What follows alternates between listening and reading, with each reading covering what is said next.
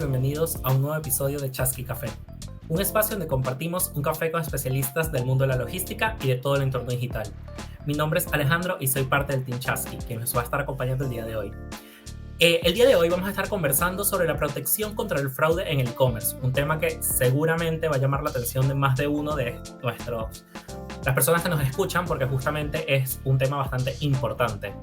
Y bien, como ya es costumbre, es hora de escuchar algunos artículos relacionados al tema, tema del día de hoy. Bienvenida, Mario, ¿cómo estás? Hola Ale, ¿cómo estás? Todo muy bien acá, escuchando atentamente el tema que es muy interesante, porque más allá de que les pueda suceder a las empresas, también lo hemos experimentado como usuarios, ¿no? Todo este tipo de amenazas informáticas, y es por eso que hoy les voy a nombrar las amenazas más comunes en lo que es la actualidad. Vamos a empezar a Buenísimo. definir el malware, que es el malware es un software malicioso que se ejecuta en todos los sistemas operativos como Windows, iOS, etcétera, el sinfín de Linux también puede ser, a fin de acceder a información sensible. Hay distintos tipos porque algunos necesitan que el usuario los ejecute para que puedan ponerse en marcha, como los virus comúnmente llamados, pero también hay otros que pueden introducirse sin que los usuarios realicen alguna acción y pasan muchísimo más tiempo sin ser detectados. Entonces vamos a dar unos pequeños ejemplos. Los famosos troyanos, en primer lugar, que al igual que el caballo de Troya de la mitología griega, se disfraza de un programa seguro diseñado para engañar a los usuarios para que lo instalen involuntariamente en su propio sistema. En general, lo que hacen los hackers es utilizar un caballo de Troya para robar información financiera y personal, que hoy en día lo estamos viendo un montón. Luego tenemos el farming, que consiste en redirigir las solicitudes de un usuario a sitios web fraudulentos. Su objetivo es convencerlo de que visite un sitio web malicioso e ilegítimo, redireccionando lo que es la URL, y que una vez adentro, el objetivo de estos hackers es conseguir que el usuario les dé su información personal. Por eso también es muy importante tener en cuenta que la URL sea la correcta y fijarse que el protocolo HTTPS esté bien escrito y demás. Luego tenemos el phishing también, ¿no? Que a veces se lo confunde con el farming. El phishing o sea, consiste en enviar correos electrónicos falsos o mensajes que se parecen mucho a los correos electrónicos enviados por compañías legítimas, ¿no? Y esto le hace pensar al usuario que esa compañía me está contactando, entonces aumentan muchísimo más las probabilidades de que la información personal, financiera, se comparta. Así que bueno, son también algo que están insistiendo mucho las compañías hoy en día para tener cuidado. Luego tenemos dos más. Uno es el ransomware, que es una especie de secuestro de la información, porque los hackers se cuelan en los ordenadores de las víctimas y restringen el acceso a su sistema y a los archivos. Entonces lo que comúnmente suele suceder es que solicitan un pago a cambio de recuperar el control de sus datos. Y luego tenemos otro tipo más, que es la denegación de servicio. Este es bastante particular porque es una estrategia de ataque más bien, que consiste en ponerse en contacto con un sitio web o un servidor una y otra vez, sin parar. Entonces esto aumenta el volumen de tráfico y hace que el sitio web o el servidor colapsen. Entonces este usuario malicioso generalmente usa una red de ordenadores zombie para atacar lo que son los servidores o los sitios web de alguna empresa. Pero bueno, esta es una tipología de las que existen, y seguramente nuestros invitados de hoy van a poder hacer más aclaraciones y contarnos un poquitito más sobre esto. Sí, la verdad, buenísimo, Mario. Y bueno, es algo a tener en cuenta justamente hoy en día que estamos tan expuestos a Internet, justamente todo lo hacemos a través de la computadora o el teléfono, como empezar a tomar estas precauciones. Y justamente el día de hoy venimos de hablar sobre la precaución del lado del e-commerce, la precaución que deberían tener estas empresas para evitar pasar por algún fraude electrónico, ya sea al comprar algún producto o bueno, al vender algún producto justamente. Muchísimas gracias, Mario. Gracias, Ale. Que estés bien. Bien, ahora sí, muchas gracias, Euge, de verdad, por toda esta data que nos compartiste el día de hoy. Pero les presentamos a nuestro especialista de hoy. Él es Facundo Miao, Partnership Manager de ClearSale. que es una empresa que se encarga de la protección contra el fraude en comercio electrónico. ClearSale es justamente la solución que le puede garantizar a un e-commerce que apruebes todos los pedidos legítimos. Bienvenido, Facundo. ¿Qué tal, Ale? ¿Cómo estás? Muchísimas gracias por la invitación. Es un gusto estar acá con ustedes. No, muchas gracias a ti justamente por acompañarnos y venir a hablar de un tema que es tan importante hoy en día, más con el auge justamente del e-commerce, de toda la venta a través del canal digital, que bueno, sabemos que cada vez nos estamos volcando más a lo digital, entonces acá es cuando cuando vienen a aparecer estos jugadores como ClearSale a ayudar al e-commerce a que sea un lugar más seguro justamente. Sí, totalmente. Y Facundo, como nuestro invitado de hoy, nos gustaría también saber un poco más de ti y de ClearSale. O sea, si nos puedes contar un poco de tu trayectoria y cómo surgió este tema de ClearSale. Sí, claro. Bueno, créase o no, es algo que la gente, a la gente le suele llamar la atención. Yo me formé originalmente para ser artista, para ser músico, y por las vueltas de la vida terminé trabajando en e-commerce los últimos 10 años. Y la realidad es que realicé toda mi carrera profesional en compañías que de una u otra forma están involucradas con el procesamiento de las transacciones, o en este caso con la prevención de fraude. Y en cuanto a ClearSale, bueno, somos una compañía que tiene más de 20 años en la industria. Nacimos en Latinoamérica, en Brasil, con lo cual tenemos ADN latinoamericano, y fuimos una de las primeras compañías en ofrecer una garantía contra contracargos a nivel global, y siempre buscamos prevenir el fraude, pero más que nada aumentar las tasas de aprobación de los comercios que confían en nosotros.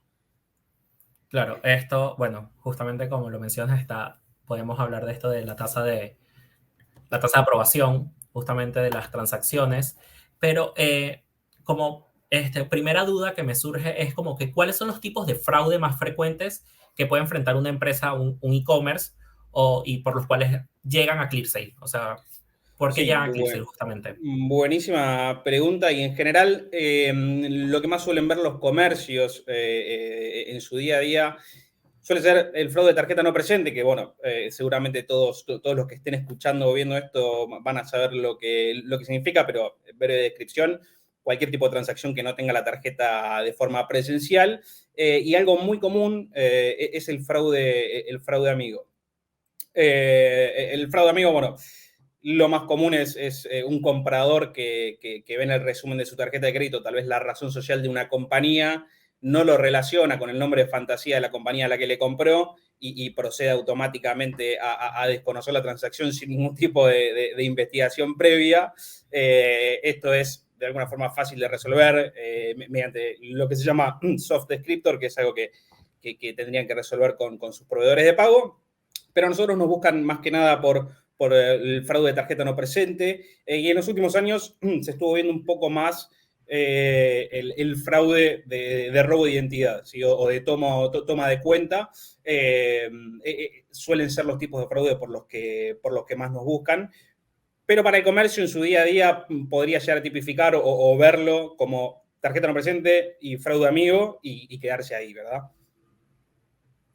Buenísimo. Y si bien obviamente sabemos que el comercio electrónico ahorita es un mundo bastante amplio, ¿cuál es el rubro donde más se ve presente el intento de fraude? Y obviamente, atado al rubro, también creo que potencialmente haya una época donde aumente el fraude. No sé si pueda ser así. No sé qué nos puedes decir. Sí, obvio. En cuanto al rubro, la verdad es que en general el defraudador busca transacciones que sean de ticket alto, de objetos en general tangibles, y que sean de fácil transporte o fácil reventa, incluso, porque la realidad es que es muchísimo más sencillo y más rentable para el defraudador cometer un fraude con un objeto caro y que pueda vender fácilmente.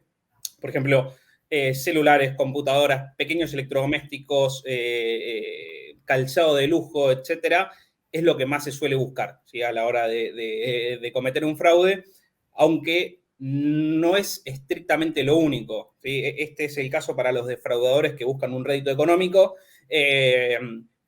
pero también puedes encontrar, y lo vimos en Argentina hace poco, un grupo de supuestos turistas que fue al sur de la Argentina y se pagaron una estadía en el hotel más caro de esa región, los viajes, las comidas y todo lo que implicó el viaje, con un set de tarjetas robadas.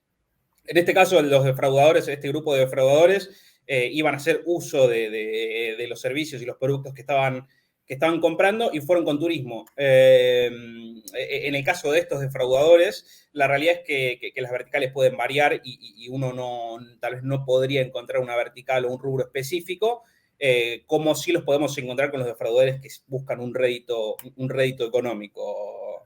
Y en cuanto a las temporalidades o cuándo suele haber más fraude, la realidad es que no existe una temporalidad para el fraude, ¿sí?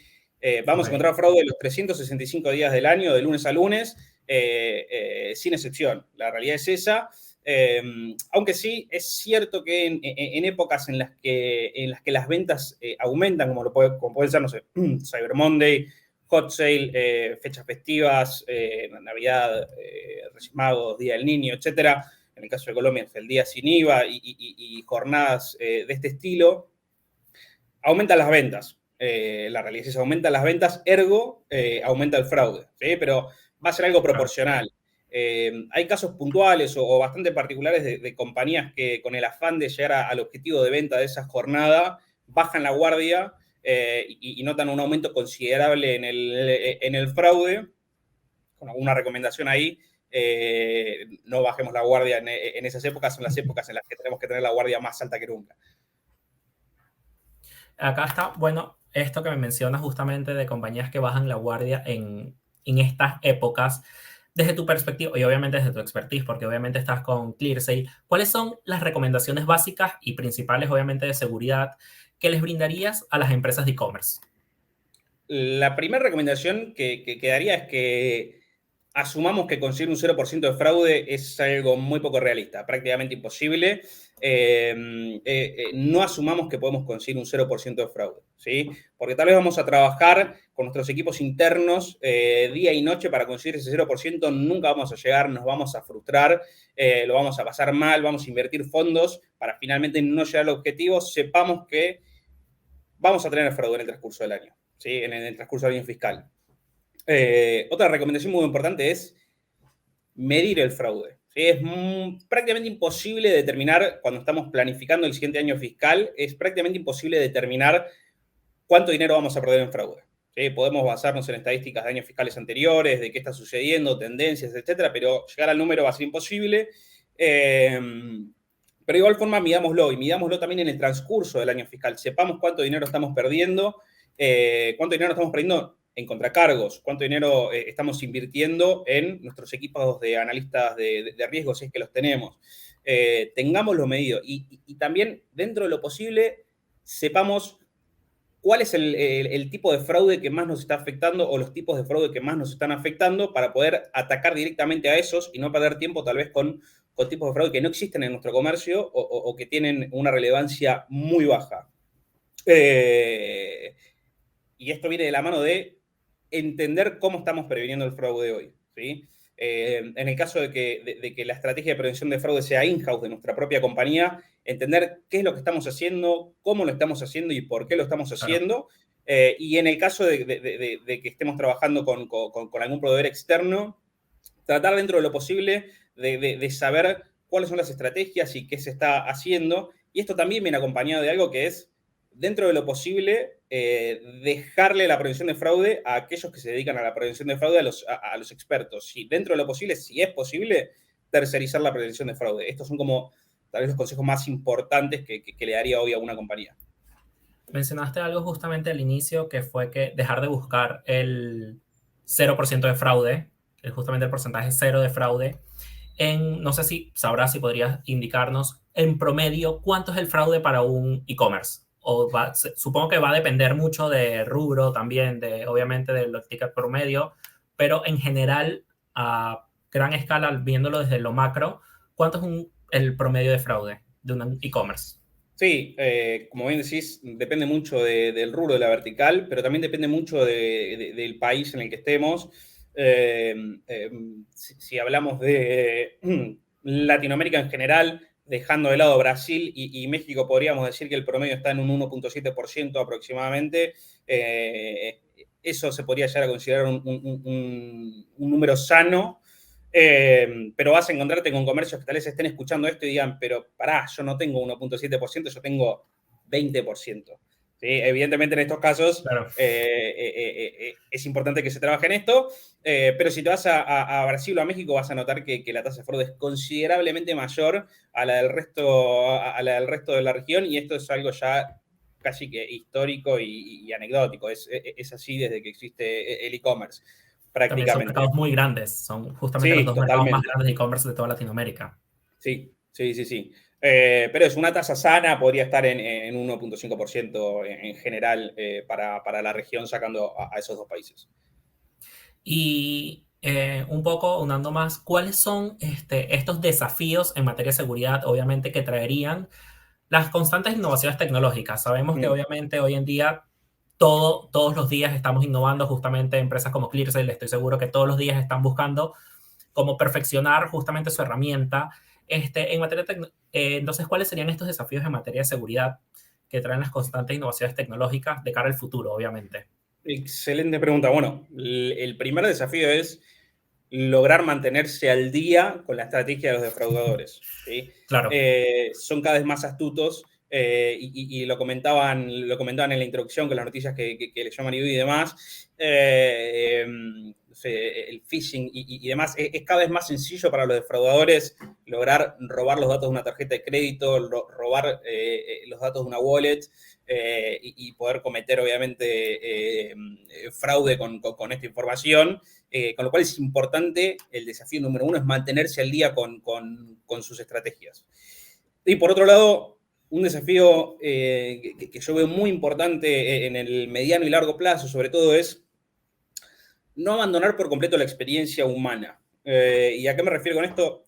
La tendencia del mercado está yendo hacia resolver la prevención de fraude con motores automáticos, siempre. Claro. ¿Sí? Que obviamente es lo ideal, es lo menos costoso en general, pero es importante que no abandonemos la experiencia humana, en el sentido de que sigamos teniendo analistas, ¿sí? En los antifraudes, que analicen manualmente las transacciones que sea necesario analizar manualmente, y que alimenten también de forma humana al motor que se está alimentando constantemente mediante Machine Learning, pero alimentemos también con nuestros analistas a estos motores. ¿Sí? Es importante que no abandonemos esta experiencia humana, que lamentablemente, bueno, es una tendencia que estamos viendo en el mercado en general con la mayoría de los antifraudes, pero a nuestro lado creemos que es importante mantener esta experiencia humana. Es importante esto que menciona. Acá me salgo un poquito el tema con lo que voy a mencionar, pero es importante esto que mencionas de no dejar de lado justamente este tema de la experiencia humana, porque sí, si bien cada vez vemos más el machine learning, la inteligencia artificial que puede solucionar muchos problemas, también en algunos rubros creo que obviamente puede no retrasar, sino como que poner un escalón más al momento de definir algún tema. Por ejemplo, en una herramienta antifraude, el Machine Learning puede ser que te frene por fraude, como lo dices tú, como lo mencionaste acá, algo que seguramente alguien, un humano, al verlo diga, bueno, mira, no, la verdad tal vez no, sino fue que hubo un error en algún dato o algo así. No sé si Sí, lo totalmente. explicaba por ese lado justamente. Totalmente. Yo suelo contar alguna que otra anécdota personal en esto, que no voy a contar para no alargarlo demasiado, pero No, muchas veces uno adelante, intenta puedes hacerlo sin problema. la cuento entonces. Sí, adelante. La voy a tratar de achicar lo más posible. Mi abuela vive en el exterior, y siempre que voy a Buenos Aires me pide que le compre los pasajes, y siempre me rechazan la transacción. Y siempre me rechazan la transacción por seguridad. Y la realidad es que, en general, el motor de antifraude que estén utilizando las plataformas o las empresas en las que esté comprando, dicen, es una compra de un pasaje que sale de Uruguay para la persona A, Cristina en este caso, que lo está comprando Facundo desde Argentina. Es raro, la rechazo. Por las dudas la rechazo. Tal vez un analista en ese momento se sienta a ver la transacción y dice, no, pará, Facundo es el nieto de Cristina, Facundo viaja muy seguido, Uruguay, y me termina aprobando la transacción, ¿sí? Claro. Entonces, es tal cual lo decís, mediante la experiencia humana, ¿sí? Podemos tratar de rescatar una cantidad inmensa de falsos positivos que están cayendo hoy como transacciones rechazadas a muchos comercios. Tal vez viene un comercio y te dice, yo tengo un 40% de tasa de aprobación, un 50% de tasa de aprobación, y te pones a mirar con una lupa cuáles son esas transacciones rechazadas, y te das cuenta que dentro de ese 50% de transacciones rechazadas hay un 60% de falsos positivos. Y tal vez es uno exagerado decir 60%, pero lo alarmante del caso es que no es exagerado, son números reales. Entonces, con el afán de protegernos, nos protegemos de más, ¿sí? Claro. Yo dije al principio que es importante que mantengamos la guardia alta, y sí, es importante que mantengamos la guardia alta, pero también es importante que no exageremos con esa guardia y que le permitamos a los que quieren comprar de buena fe, comprar. Claro, también porque, bueno, dentro de todo, el punto del e-commerce justamente es vender. Creo que Totalmente, todos lo sabemos. totalmente. Entonces, tener justamente la guardia mucho más alta de lo debido, lo que va a hacer Es es problemático. evitar compras. O sea, evitar que la gente logre comprar y, bueno, tú como e-commerce perderías una venta, por así decirlo. Y tal vez perderías mucho más que una venta, porque si ese comprador lo intentó 2, 3 veces en tu tienda y no logró concretar la compra, no vuelva más y vaya con otra tienda que vende el mismo producto o un producto similar o el mismo servicio o un servicio similar y ya tenga esa mala experiencia y no quiera volver con vos. E incluso puede ser que le diga a sus amigos, a sus familiares, o en algunos casos incluso que lo publique en sus redes sociales y pierdas a más de un comprador. Es importante que no dejemos de lado a todos estos falsos positivos. Sí, me da risa que lo mencionas porque justamente hace poco tuve una experiencia con un e-commerce intentando realizar una compra y intenté 3, 4 veces y después dije, no, chao, me voy, me fui a otro e-commerce, me dejó comprar sin ningún problema y listo. Entonces, creo que justamente va más o menos por allí, por lo que mencionas. Obviamente yo no me voy a poner que no me hice tanto drama, simplemente dije, bueno, chao, esta página no me dejó, iré a otra, Claro, es sin ningún que para problema. nosotros los compradores, encontrar una alternativa es algo sencillo. Claro. Yo puedo encontrar una tienda que venda exactamente lo mismo en 2 minutos. Entonces es El mismo importante precio, cuidar misma a todos calidad, los o sea, compradores. exactamente lo mismo puedes Exactamente, puedo conseguirlo. llegar a encontrar exactamente el mismo producto. Sí, sí. Sí, entonces justamente creo que también es importante. Acá, y bueno, hablando de comportamientos de compra también, la diferencia de comportamiento de los compradores hoy en día, por ejemplo, en la generación Z que compra obviamente mucho más online ha influido en el incremento o debilidad de las plataformas frente al fraude. Bien, en cuanto es particularmente la generación, obviamente las generaciones más jóvenes son las que más compran online y las generaciones más viejas, que si me escuchara mi mamá o mi abuela me dirían, viejos son los trapos, las generaciones más viejas compran menos o incluso directamente no compran, con lo cual algo que nos trajeron las generaciones jóvenes es naturalmente un incremento en las ventas online. Eso desde ya, y con un incremento en las ventas online viene un incremento del fraude. Claro. Eso es así. Ahora, nosotros realmente no notamos una enorme diferencia entre compradores jóvenes y compradores no tan jóvenes a la hora del fraude o a la hora de la debilidad de una plataforma o algo así, pero en donde sí podemos encontrar muchas diferencias es en cosas como el territorio, por ejemplo. Es algo que mencionamos hace un ratito. México es un territorio muchísimo más peligroso para el e-commerce que Chile, por decir algún ejemplo. Entonces, puede llegar a haber algunos datos, ¿sí? Las variables que se analizan a la hora de aprobar o rechazar una transacción en general son cientos de variables, pero puede haber una serie de datos particulares que nos puedan dar un paneo general o una idea general de cuál es el comportamiento de ese comprador. Entonces, la zona en la que está, la frecuencia la frecuencia con la que está comprando, la antigüedad de los datos que está utilizando. Yo confío muchísimo más en el correo de Jorge de 60 años que está usando su mismo correo hace 30 años que el de Joaquín de 16 años que está usando su correo hace 6 meses, por ejemplo. Claro. Un correo de 30 años versus un correo de 6 meses, en principio debería ser más seguro el correo que está activo y funcionando y comprando bueno, en este caso no está comprando hace 30 años, pero que está utilizando hace 30 años. ¿sí?